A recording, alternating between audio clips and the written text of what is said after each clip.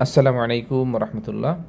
আজকে আমাদের আরও একটি পার্সেল চলে যাচ্ছে মিরপুর রূপনগর আবাসিক এলাকাতে।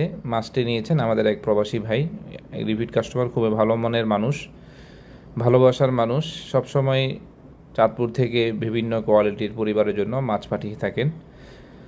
হ্যাঁ, এখানে আছে নদীর কালীবাউস, আর দিয়েছি একটি নদীর কাতল মাছ, আরও আছে নদীর ডিমা চিংড়ি।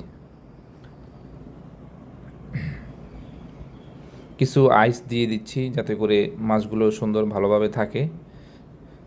এটা আজকে ইনশাল্লাহ আমাদের ডেলিভারি হবে। এখানে বক্সের ভিতরে আছে কাচকি মাছ এবং বেলে মাছ, সাথে দিয়ে দিয়েছি